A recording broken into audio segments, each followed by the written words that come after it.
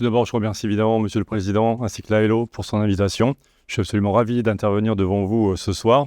Et je vais intervenir sur 2 points. On va fonctionner en 2 temps.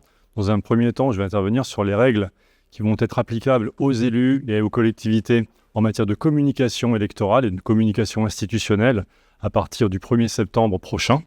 Et il y aura ensuite un échange entre nous. Et dans un deuxième temps, j'interviendrai sur les questions en matière de financement d'une campagne électorale, avec notamment les règles en matière de dons, de financement autorisés et interdits, le mandataire financier, le compte de campagne, etc. etc. Alors, tout d'abord, concernant les règles en matière de communication, il y a des choses que vous savez sans doute déjà, qui ont été dites par Monsieur le Président, c'est qu'à partir du 1er septembre prochain, les règles vont changer. C'est-à-dire qu'il y a un article du Code électoral qu'il faut absolument connaître, ce sera votre point de fixation, c'est l'article L52-1 du Code électoral. Puisque dans cet article L52-1 du Code électoral, qu'indique cette disposition, il indique qu'à partir du 1er septembre prochain, donc dans les 6 mois qui précèdent le premier jour du mois du scrutin, il y a 2 choses qui sont interdites et il y a une chose qui est autorisée. Les 2 choses qui sont interdites, tout d'abord, c'est l'interdiction de ce qu'on appelle la publicité politique. Qu'est-ce qu'on appelle publicité politique ? On le verra dans quelques minutes et on le verra également à travers des exemples que je vous citerai. C'est par exemple l'achat dans un journal d'un encart à titre commercial pour annoncer une réunion, par exemple appeler à soutenir la candidature de tel ou tel candidat. C'est également, on le verra, c'est le fait de sponsoriser un lien ou une publication sur Facebook, sur X, sur un réseau social, ou d'acheter des mots-clés sur Internet. Ça, c'est la publicité politique, c'est interdit.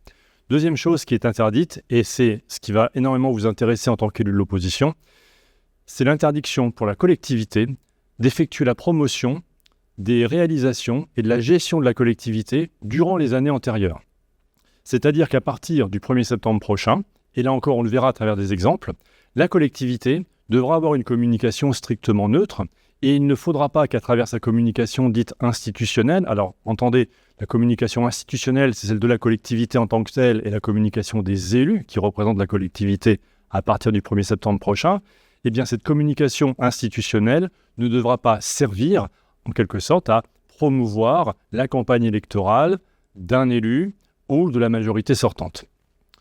Et ce qui est autorisé, c'est le bilan de mandat. Mais comme vous pouvez l'imaginer, et L52.1 le précise, le bilan de mandat, c'est aux frais du candidat, il ne doit pas être fait aux frais de la collectivité. Alors, vous allez me dire, pourquoi est-ce que ça vous est utile de connaître cette disposition et la manière de l'appliquer, puisque vous n'êtes pas élu de la majorité, donc vous ne serez pas concerné par la communication institutionnelle. Eh bien, en vérité, à partir du 1er septembre prochain, vous devez connaître les modalités d'application de cette disposition précisément pour être capable d'identifier toutes les irrégularités qui sont commises par la majorité. Et ces irrégularités, parfois, sont très subtiles. Ce peut être un panneau d'affichage qui annonce le lancement d'un projet en des termes qui ne sont pas vraiment neutres. Ce peut être un bulletin municipal où il va y avoir plus de photographies que d'habitude, un édito du maire avec une photographie alors qu'auparavant il n'y en avait pas, un bulletin municipal un peu plus volumineux, etc., etc. Et donc, au fur et à mesure de toutes ces mini-irrégularités que vous identifierez, eh bien, vous pourrez vous constituer en quelque sorte un pré-dossier contentieux dans la perspective éventuelle d'un recours si vous deviez, malheureusement, et c'est pas ce que je vous souhaite, perdre l'élection, et donc déposer un recours avec des preuves à l'appui ou gagner l'élection. Il y a un recours qui est déposé et vous aurez déjà un dossier précontentieux qui indiquera que quand même la majorité a commis des irrégularités et donc que son recours est infondé. Je simplifie, j'y reviendrai dans quelques minutes. Alors, sur cet article L52.1, d'abord, quel est son champ d'application ? Le champ d'application, il est géographique, c'est-à-dire que l'interdiction qui est faite à une collectivité ou à ses élus d'effectuer la promotion des réalisations et de la gestion de la collectivité depuis le début du mandat, le champ d'application concerne à la fois la circonscription de la commune, donc tous les supports de communication qui concernent la commune, mais également tous les organismes satellites. L52.1 indique que cette interdiction concerne toutes les collectivités intéressées par le scrutin.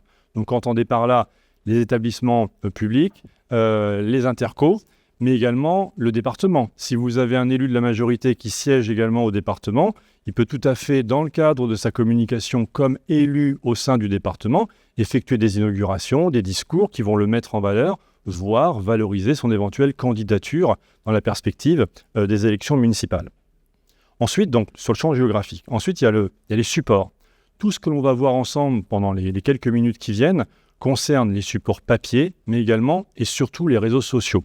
Le sentiment que l'on a pour la prochaine élection municipale, c'est qu'il y a beaucoup de choses qui se feront via les réseaux sociaux. Donc, il sera nécessaire pour vous de bien connaître les règles et surtout de geler les preuves pour pouvoir vous constituer un pré-dossier contentieux. Alors, qu'est-ce qu'on entend exactement par promotion de la gestion de la collectivité, des réalisations de la collectivité? Dans la jurisprudence, le juge retient 3 critères. La première chose, c'est qu'à partir du 1er septembre prochain, toutes les communications de la collectivité devront être neutres. Qu'est-ce que j'entends par communication? Ce sont les publications, donc évidemment tous les fascicules qui seront diffusés par la collectivité, sur version papier ou version électronique, le bulletin municipal, les discours également, les interviews en tant qu'élu, les discours des vœux par exemple, eh bien tout ceci devra être neutre. Neutre, c'est-à-dire qu'il n'y aura aucune connotation électorale, aucune référence directe ou indirecte au programme du candidat, et le propos devra être en vérité strictement administratif. Par exemple, dans un bulletin municipal, il ne s'agira pas d'écrire que la commune a fait un effort financier important en faveur des associations. On a une jurisprudence qui est tombée sur ce point-là. Il y avait un bulletin municipal qui mentionnait cette expression. Eh bien, ça a été considéré comme une atteinte à l'article L52. Donc, vous voyez, parfois, c'est quand même assez subtil. Et on ne pourrait pas, si on ne connaissait pas cette jurisprudence, on ne serait pas tenté de penser que cette assertion eh bien, est une irrégularité. Donc la première chose, c'est la neutralité du propos. La deuxième chose, c'est la fréquence. Le juge va regarder, à partir du 1er septembre prochain jusqu'à la clôture du scrutin, si la collectivité, si les élus, quand ils interviennent en tant qu'élus, ont communiqué avec une fréquence identique. C'est-à-dire, sur les années précédentes, est-ce qu'il y avait autant d'inaugurations? Est-ce qu'il y avait autant de manifestations festives? Est-ce qu'il y avait autant de publications? Est-ce qu'il y avait du porte-à-porte ou des informations qui étaient diffusées dans une quantité identique et avec une fréquence identique? Si à partir du 1er septembre prochain, vous remarquez qu'il y a une accélération dans la communication de la collectivité, comme par hasard, il y a plus de repas des anciens ou de repas ou de conseils de quartier ou d'inauguration ou de cérémonies, que sais-je encore, qui sont organisées, c'est déjà un premier indice. Et évidemment, il faut que vous notiez cela et que vous en conserviez les preuves dans le cadre du dossier que vous constituerez. Et ensuite, il y a la question de la neutralité, la fréquence et également l'antériorité. Est-ce que l'événement qui était organisé avait déjà lieu les années auparavant? Avec une petite subtilité. La subtilité, elle est la suivante, c'est que si vous avez un événement nouveau qui est organisé pendant cette période préélectorale et qui n'avait donc pas lieu les années précédentes, le juge va regarder également si cet événement nouveau ne se substitue pas à un autre événement qui avait lieu. C'est-à-dire qu'on a un événement nouveau, certes, mais en termes d'intensité, il y a le même nombre d'événements et de communications organisées. Vous voyez un petit peu? Donc, voilà un petit peu le champ d'application de cet article L52-1. Je vais vous donner quelques exemples. Vous me poserez évidemment des questions. Avec cette précision, c'est que vous devrez évidemment relever toutes ces irrégularités, mais, comme vous le savez, ce n'est pas parce qu'une collectivité ou les élus de la majorité vont commettre des abus de communication dans le cadre de la communication institutionnelle que ça entraîne nécessairement à l'annulation du scrutin. C'est ça qui est peut-être le plus frustrant quand on dépose un recours. On peut avoir des irrégularités, mais le juge, en vérité, il retient 2 critères en matière de communication. Premier critère, est-ce qu'il y a des irrégularités qui ont été commises? Et là, c'est au requérant de le démontrer. Et deuxième chose, est-ce que ces irrégularités ont pu altérer la sincérité du scrutin? Et dans ce cas-là, il va notamment regarder s'il y a eu ou non un faible écart de voix. Et j'ai eu des cas comme cela, où vous avez des élus qui ont commis énormément d'irrégularités, et on a un écart de voix qui est considéré comme important, et à partir du moment où l'écart de voix est important, le scrutin n'est pas annulé. Dans la jurisprudence, en règle générale, l'écart de voix, c'est 4,5, le faible écart de voix, c'est 4,55%. Au-delà de 4,55%, c'est beaucoup plus difficile d'obtenir l'annulation du scrutin. en deçà, on a peut-être une chance d'obtenir cette annulation. Et d'où la raison, d'où la nécessité de collecter des preuves pour pouvoir ensuite démontrer au juge. Vous voyez, il y a 2% d'écart de voix, soit, je ne sais pas moi, 150 voix d'écart. Mais s'il n'y avait pas eu ces affiches qui étaient hors emplacement, s'il n'y avait pas eu cette inauguration à 2 semaines du scrutin avec un discours du maire qui était quand même assez connoté, c'est peut-être pas 120 voix qui auraient eu comme écart, mais peut-être 100, 80, 80, 70, 60, etc. etc. Et on arrive à réduire un petit peu cet écart pour essayer d'obtenir l'annulation du scrutin. Je mets de côté ce que je verrai tout à l'heure. Je parle de communication. On peut aussi obtenir l'annulation d'un scrutin quand il y a des irrégularités liées au financement de la campagne électorale. Mais là c'est un autre sujet. Alors, quelques exemples. Par exemple, sur le bulletin municipal, j'ai commencé d'en parler. Il faudra que vous soyez vigilants sur le contenu de ce bulletin, son volume, les mots qui sont utilisés, les photographies également. Est-ce qu'il y en a plus que d'habitude? Est-ce qu'il y a plus de représentation du maire ou pas? Vous devez être vigilant également. J'ai eu des cas comme cela où la majorité tirait prétexte de la période préélectorale pour considérer qu'il n'y avait plus lieu de publier la tribune de l'opposition. Évidemment, la tribune de l'opposition, comme celle de la majorité d'ailleurs, doit continuer d'être diffusée pendant la période préélectorale. Je le répète, la période préélectorale, il faut faire exactement la même chose que ce qui se faisait précédemment. Donc en période préélectorale, vous pouvez diffuser, bien évidemment, la tribune de l'opposition. Les affiches et les panneaux d'information également, soyez vigilants à cela. Parfois, on peut annoncer un projet en indiquant que la commune de Untel sera dorénavant la première commune en matière d'énergie ou de développement durable. Mais rien que cela, c'est un élément qui est élogieux par rapport à la communication et la communication institutionnelle de la commune et les réalisations de la collectivité. Les inaugurations et les discours. Les réseaux sociaux. Alors, sur les réseaux sociaux, là aussi, il faut être vigilant parce que évidemment, les sites institutionnels, ceux de la commune ou des collectivités, ne doivent pas comporter d'informations connotées sur le plan électoral, mais vous devez être également vigilant au profil, notamment Facebook, des élus de la majorité. Parce que parfois, vous pouvez avoir un maire qui va entretenir une confusion entre sa page Facebook de maire et sa page Facebook de candidat. Alors, c'est assez subtil. La confusion, quand est-ce qu'elle est caractérisée ? C'est quand à travers des captures d'écran, on démontre au juge qu'en regardant la page Facebook du maire, et qui est également candidat, eh bien, on ne sait plus si c'est de l'information administrative, donc officielle, institutionnelle, ou si c'est de l'information électorale. Et parfois, vous avez des maires candidats qui vont distiller des informations à caractère électoral, alors qu'auparavant, avant le 1er septembre, eh bien, ils diffusaient de l'information qui était à 90%, pour ne pas dire 100% institutionnelle. Donc, il faut regarder cela. Ce n'est pas uniquement avec cela que vous obtiendrez l'annulation d'une élection, mais c'est un faisceau d'indices qui va permettre au juge ensuite, éventuellement, d'annuler le scrutin. Même chose sur ce qui pourrait ressembler à un bilan de mandat. Aujourd'hui, en juin, la collectivité, la commune, peut publier un bulletin communal, voire publier un bilan de ce qui a été fait durant les années précédentes. On est avant le 1er septembre 2025, c'est un petit peu litigieux, mais elle peut encore le faire. J'apporte une exception au principe selon lequel c'est à partir du 1er septembre 2025 qu'il faut être vigilant. L'exception, c'est quand la dépense est engagée avant le 1er septembre 2025, mais que la communication en cause continue de produire des effets après le 1er septembre 2025. Un exemple, vous avez un bulletin municipal qui est diffusé vers la mi-août, donc ça ne pose pas de difficulté, on est avant le 1er septembre. Donc la commande a été faite avant le 1er septembre, il commence à être diffusé avant le 1er septembre, mais il continue d'être diffusé après le 1er septembre. Et s'il contient des éléments qui sont connotés sur le plan électoral, on tombe sous le coup de l'article L52. J'ai eu ce cas-là, donc c'est pour ça que j'en parle en connaissance de cause.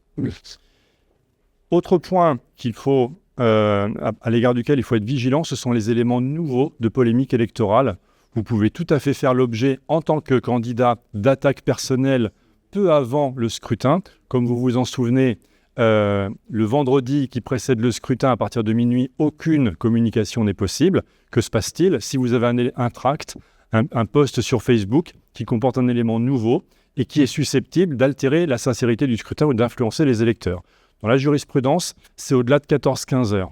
À partir du moment où vous avez un élément nouveau après 14-15 heures, le juge, à condition de le démontrer bien sûr, considère que le délai n'est pas suffisant pour produire un contre-argumentaire et pour neutraliser le propos nouveau.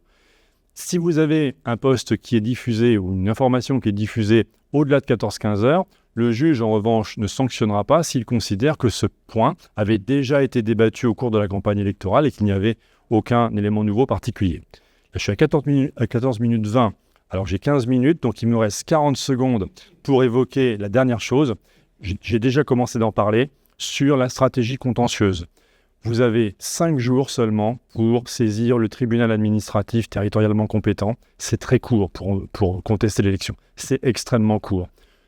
Et vous utiliserez parfois des preuves qui risquent d'avoir disparu. Un tract litigieux qui a été diffusé en octobre ou en novembre, lorsque vous allez saisir le juge en mars, vous ne l'aurez plus forcément sous la main. D'où la nécessité absolue de vous constituer un dossier avec des preuves. Les preuves, ce sont les captures d'écran, les photographies, constats d'huissier. Attention sur les photographies. Si vous avez un post sur Facebook qui est diffusé et vous en faites la capture d'écran, faites la capture d'écran tous les jours. Parce que sinon, devant le juge, vous démontrez simplement qu'il y avait un post litigieux le jour J. Et donc, pour démontrer que c'était de manière prolongée, il va falloir faire plusieurs captures d'écran. C'est des petites choses comme ça qui permettent de rendre une preuve beaucoup plus probante. Les listes d'émargement, je termine sur ce point. J'aurais beaucoup d'autres choses à vous dire, mais voilà, en 15 minutes, c'est un peu dense.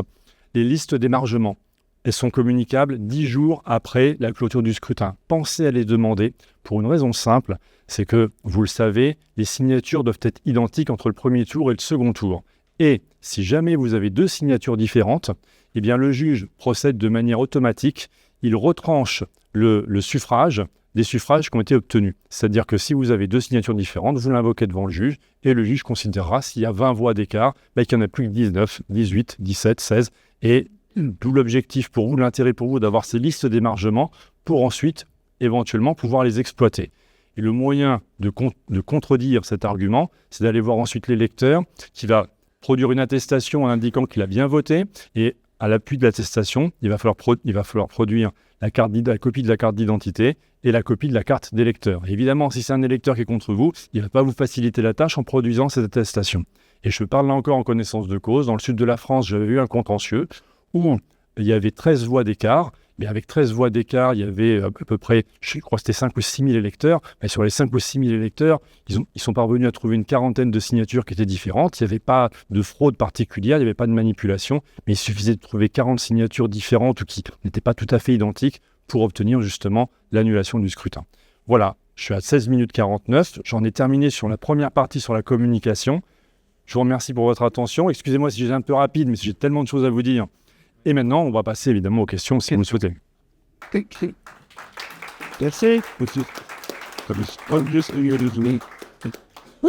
Donc la question c'est, est-ce qu'une fois qu'on a préparé ce dossier pré-contentieux et pour essayer de gagner un peu de temps ou pas dans les 5 jours, est-ce que ça peut aider de mettre une mention au procès-verbal de l'élection, soit au centralisateur, soit dans un bureau de vote? Oui, merci beaucoup pour cette question. En effet, c'est une précision que je prévoyais de faire, que je n'ai pas eu le temps de faire. Alors, ça ne vous fera pas gagner du temps sur le délai de recours. En revanche, dès que vous avez un doute ou vous pensez qu'il y a une irrégularité qui a été commise le jour du scrutin, oui, il ne faut pas hésiter à le mentionner sur le procès-verbal. Que ce soit sur un bulletin qui a été comptabilisé ou non, qui a été comptabilisé comme suffrage exprimé ou non, un attroupement à l'intérieur ou un candidat qui est passé, qui est resté un petit peu plus longtemps que prévu à l'intérieur du bureau de vote ou à l'extérieur du bureau de vote. En effet, il faut le mettre dans le procès-verbal. Moi, j'ai une question qui va peut-être pas concerner directement la communication, mais dans ma commune, ils sont en train d'anticiper. Les salles étaient pour les candidats, les associations politiques étaient gratuites, mises à disposition gratuitement. Et là, ils vont passer au conseil municipal pour les rendre payantes juste à 1 an avant les élections. Est-ce qu'il y a une possibilité c'est quand même un peu... litigieux, comme je trouve le timing. Oui, c'est litigieux, mais alors en principe, la mise à disposition, elle doit être gratuite. Ça, c'est certain. Après, j'ai eu des exceptions à partir du moment où tous les candidats sont traités de la même manière. C'est-à-dire qu'il y a s'il y a un traitement identique des différents candidats, là, il n'y a pas d'atteinte, justement, au principe d'égalité. Mais en principe, alors, il faudra regarder la délibération. Moi, je vous invite à être vraiment vigilante pour éventuellement l'attaquer, parce qu'une mise à disposition, il faudra regarder quel est le montant quel est le montant qui est facturé, les conditions. Donc, ce serait quand même intéressant de voir comment l'attaquer éventuellement. Et Merci Karine. Alors, il faudra nous transmettre cette délibération et on verra ce qu'on en fait. Oui. Alors, juste une question, puis du coup une info. Aux dernières élections, il y a 8 personnes qui vont dépouiller donc les bulletins de vote, 2 tables de 8 personnes.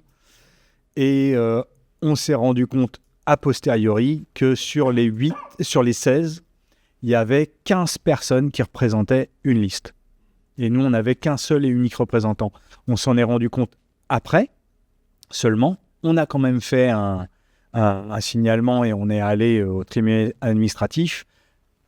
Bon, il y avait 80 voix pour une petite commune de 1700 habitants.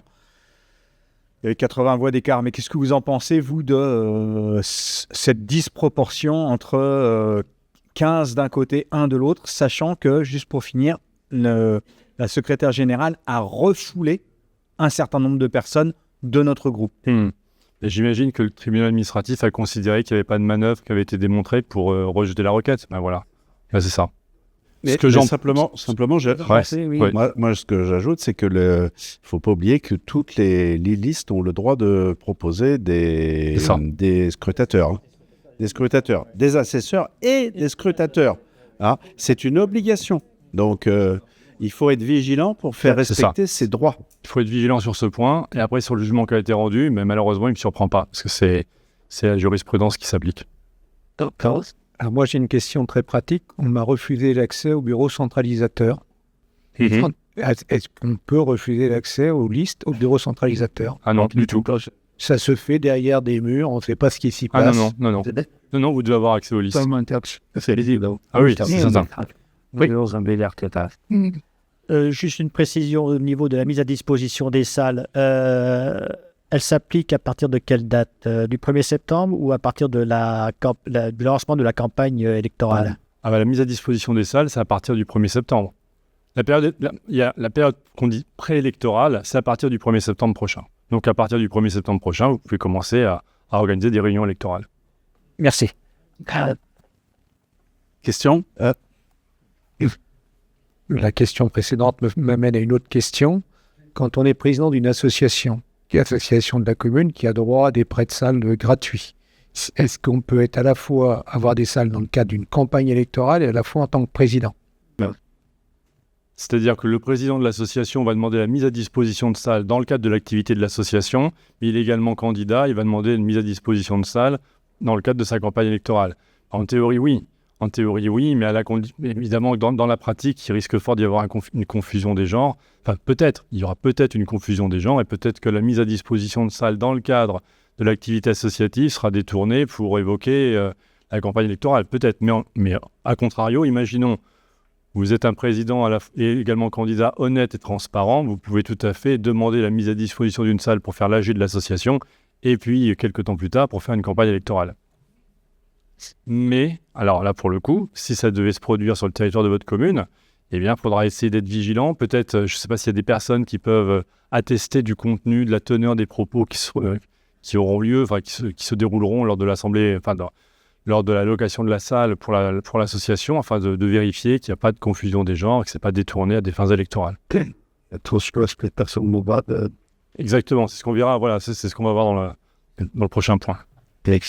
Moi, j'avais une question. Je voulais revenir sur l'histoire des votes en émargement parce que c'est extrêmement important sur l'annulation d'une élection avec un faible écart de voix. Je voulais savoir si c'était automatique l'annulation du scrutin sur un certain nombre de voix qui dépasseraient l'écart constaté.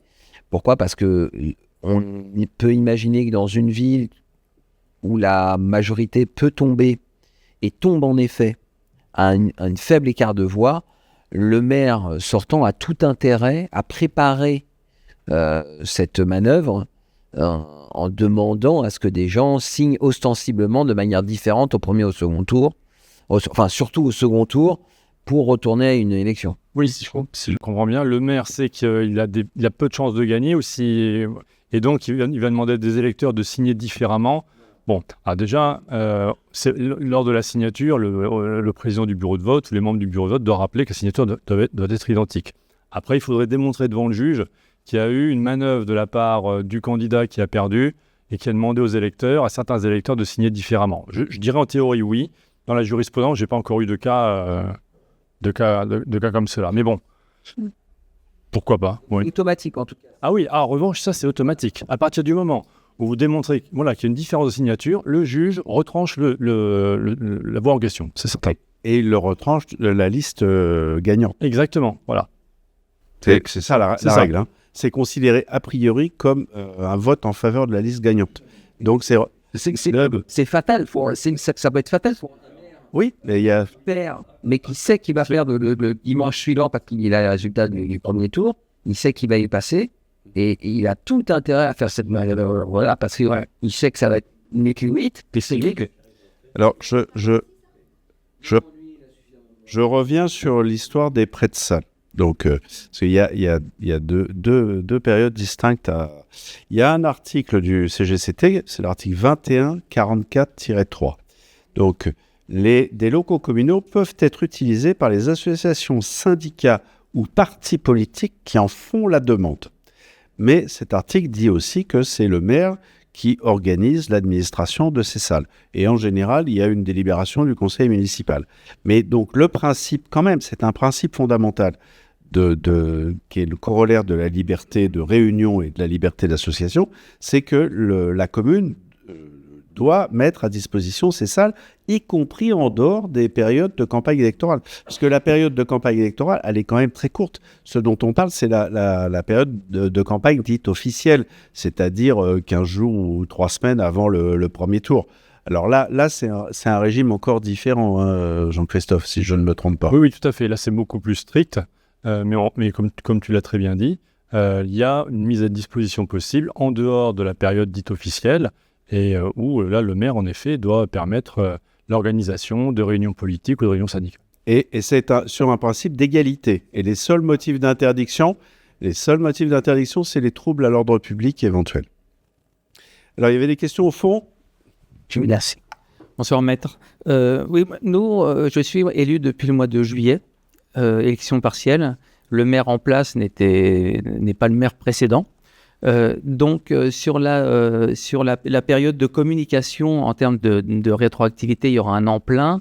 Si je veux, par exemple, lors de la communication à partir du mois de septembre, démontrer qu'il y a une communication outrancière ou que ça fait référence à sur quoi je m'appuie, que sur l'année en cours, est-ce que je peux prendre en référence l'équipe précédente aussi ? Absolument, vous pouvez prendre en référence l'équipe précédente et votre question m'amène à faire une précision qui n'est pas en faveur des élus de l'opposition.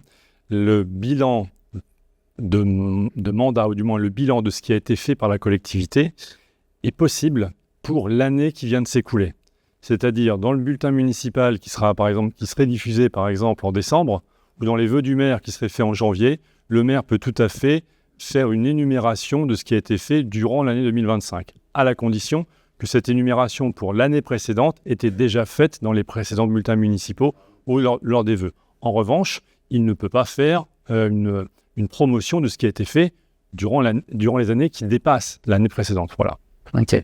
Et ensuite, sur les réseaux sociaux, lorsqu'il y a des pseudos, mais qui sont des pseudos d'élus, bien sûr, en place, et qui vont parler sur le site à la gloire du maire, comment on fait pour démontrer et attaquer, parce qu'il est très difficile de lever effectivement l'identité d'un pseudo, notamment sur Facebook, etc.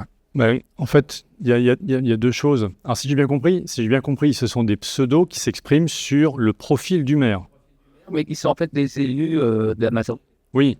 Alors, que des comptes anonymes fassent la promotion du maire à travers des posts, des publications Facebook sur son profil à lui, ça en soi, c'est pas répréhensible. Ça n'est pas répréhensible. En revanche, si vous avez, comme on dit, des trolls ou une succession de faux comptes qui sont susceptibles d'altérer la sincérité du scrutin, ça, il faut en garder la preuve dans la perspective d'un recours contre l'élection. Alors, j'aimerais vous dire que pendant la campagne électorale, on peut effectuer un recours devant le juge. Il y a ce qu'on appelle un référé anti-fake news contre les fausses informations. Il est prévu par le code électoral, il est extrêmement difficile à mettre en œuvre parce qu'il faut démontrer qu'il y a eu une diffusion massive de fausses informations qui peuvent altérer la sincérité du scrutin. Il faut le porter devant le tribunal judiciaire de Paris. Il y a eu quelques tentatives, il n'y en a qu'un qui a été considéré comme recevable et encore, à la fin, le recours a été rejeté. Donc, vous faites des captures d'écran. S'il y a des propos diffamatoires, des propos injurieux éventuellement, alors forcément c'est un faux compte, donc ce sera difficile si vous déposez une plainte qu'elle aboutisse, mais voilà, gardez cette preuve-là dans l'hypothèse où il y aurait un faible écart de voix pour démontrer que ça a pu éventuellement altérer la sincérité du scrutin. Question. Oui. C'est pas une question, c'est dans le prolongement. En fait, il n'y a pas de faux compte. Un faux compte a une adresse IP. S'il y a une enquête immédiate de la gendarmerie, on connaît exactement le nom. Et donc ça pose un problème quand la gendarmerie ne veut pas coopérer. Et donc ça a été aussi notre cas. Donc c'est un peu gênant d'avoir 2, 3, 4 personnes. Oh, c'est pas grave. Oui. Merci. Oui. Alors, excusez-moi. Oui, les faux comptes, moi je suis entièrement attaqué en ce moment par des faux comptes, en effet, c'est un peu compliqué. Je voulais revenir sur les tribunes. Donc l'on a, s'il y en a une, donc en mars par exemple, début mars. Donc l'opposition a droit d'une tribune, la majorité a droit à une tribune. Est-ce que le discours peut être orienté pour l'opposition par rapport à son candidat ou par rapport à un candidat? Et par contre, est-ce que la majorité n'a pas le droit de faire? C'est ça en fait. Alors, deux choses. Ces règles-là, pour la tribune de l'opposition, ça s'applique également à la tribune de l'opposition. C'est-à-dire que, en théorie, vous ne devez pas promouvoir un candidat dans la tribune de l'opposition. Mais, alors vous pourrez peut-être innover, et puis on verra si ça fera quelle jurisprudence pourra en découler. Si vous faites une tribune qui vise à valoriser la candidature de telle ou telle liste, ça ne relève pas des cas dans lesquels le directeur de la publication, en l'occurrence le maire, peut vous refuser la publication de cette tribune. Puisque, comme vous le savez, c'est dans l'hypothèse où il y aurait une tribune qui pourrait porter atteinte à l'ordre public, qui comporterait des propos diffamatoires, injurieux, etc. etc. Donc, si l'opposition décidait de publier une tribune qui serait connotée d'un point de vue électoral, ce serait contraire à l'article L52.1 du Code électoral, voire L52.8, parce que c'est quand même un support qui est financé par la collectivité et qui donc peut être considéré comme un financement indirect d'une campagne électorale par une personne morale, mais le maire ne pourrait pas refuser la publication de cette tribune parce que ce n'est pas prévu. Voilà, exactement. Et dans l'hypothèse où vous seriez soumis à un compte de campagne, c'est dans les communes de plus de 9000 habitants, là, je pense que la commission pourrait trouver... Voilà, c'est ça. Et si, par exemple, cette tribune-là va démonter ce que le maire a fait pendant ce temps, est-ce qu'on a le droit de faire ça aussi dans cette tribune? Ah oui, parce que c'est pas un bilan... Enfin, c'est pas la... Voilà, c'est pas la promotion, voilà. Mais voilà, c'est ça aussi le problème. Mais ce ne serait pas considéré comme la promotion des réalisations. Oui. D'accord, les maths aussi se développent. Ok. À ceci près que il ne faut pas que ce soit connoté sur le plan électoral. Et là, c'est là que ce sera un peu plus difficile. Voilà. Oui, je voulais revenir un peu sur les vœux du maire et la subtilité qu'il va falloir avoir pour repérer ce qui est du domaine simplement de la présentation de ce qui a été fait et de sa gloire. Voilà. Donc, si j'ai bien compris, si le maire, depuis plusieurs années, fait un discours à sa gloire, il pourra continuer à faire un discours à sa gloire. Voilà. Moi, j'ai un maire particulièrement expressif et excessif et rébarbatif là-dessus. Et donc, il ne fait que ça. Donc, du coup, est-ce qu'on peut l'enregistrer, les vœux du maire? Oui, bien sûr. Parce qu'on a eu des soucis, nous. Mais après, il est revenu sur le fait de l'interdiction d'enregistrer.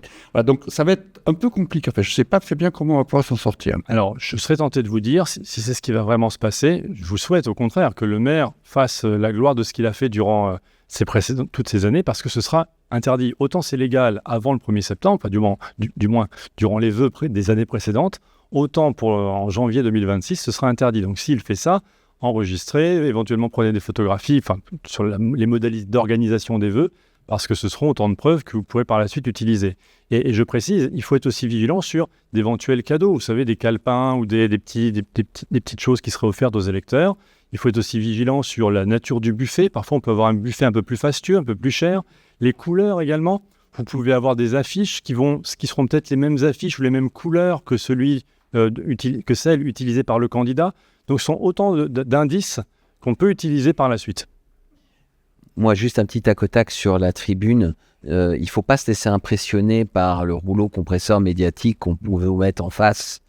Parce qu'en fait, moi, je m'aperçois souvent que les gens nous disent, ils sont intelligents, hein, les électeurs, hein, ils nous disent, vous savez, on a bien vu, mais on regarde quand même votre tribune. Donc, soignez vos tribunes, parce qu'elle est toujours beaucoup plus lue que tout le reste du journal. Tout le reste. C'est très vrai ce qui vient d'être dit. Ah. Soignez vos tribunes, elles sont très lues. Une dernière question ou deux? Deux. Et puis pour passer à la deuxième partie, afin de respecter les horaires. Alors. Merci. Bonsoir. Donc, moi, ce que je me demande, c'est... En fait, j'avais prévu, moi, de faire tout un tas de vidéos où j'ai rien besoin de faire, en fait, que produire les vidéos de leur conseil municipal, où il y a juste à les écouter parler. Ils font eux-mêmes la démonstration des aberrations. Mais en vrai, quand je vois la facilité qu'ils ont à faire des plaintes pour diffamation, à dire, on est attaqué en tant qu'élu, nous, on se fait prendre en charge nos frais par la mairie. Et je me dis, c'est imparable parce que nous, on n'a pas la protection fonctionnelle. En tout cas, pas encore. Et comment se protéger d'une certaine manière par rapport à ça? Alors, sur la protection fonctionnelle, vous avez 1000 fois d'accord. En revanche, si vos vidéos ou si les propos que vous allez publier ne revêtent aucun caractère diffamatoire ou injurieux, j'ai envie de vous dire, mais qui déposent les plaintes. Et vous, ensuite, alors je ne sais pas si elles seront classées sans suite pendant la campagne, c'est pas certain, mais vous, au contraire, utilisez cela pour dire, mais vous voyez, dès que je publie quelque chose qui vise à informer les électeurs, j'ai le maire qui abuse du budget de la commune et qui utilise la protection fonctionnelle pour déposer plainte sur plainte, et en fait, il essaye de me museler. Peut-être, alors je ne suis pas conseiller en communication, mais peut-être qu'il faudrait essayer de jouer sur ce terrain-là. Et alors après, le décret n'est pas encore paru. Dans le code électoral, il y a des nouvelles dispositions sur la protection fonctionnelle également qui est prévue des candidats. Les candidats devraient pouvoir bénéficier de la protection fonctionnelle de la même manière que les dépenses de sécurité pour les personnes qui seraient menacées pourraient également être intégrées dans le compte de campagne. Mais c'est dans le code électoral, le décret d'application n'a pas été publié et je ne sais même pas s'il sera publié avant les élections de mars prochain. J'en doute, franchement. Je voulais juste revenir sur la partie, non pas des pseudo-comptes Facebook, mais tout simplement un certain nombre d'agents territoriaux font souvent sur LinkedIn des éloges assez fantastiques sur ce qui se passe avec le maire. Comment vous voyez ces choses-là? C'est pas réellement la mairie, c'est pas réellement le maire. Non. Alors il y a plusieurs choses. C'est quand même la collectivité, puisqu'un agent représente la collectivité. Il est aussi dû à un devoir de neutralité. Donc, ça ne sera pas forcément imputé au maire, mais ça peut être utilisé dans le cadre d'un recours contre les élections. Bien. Eh bien, merci, Maître Ménard, pour cette première partie.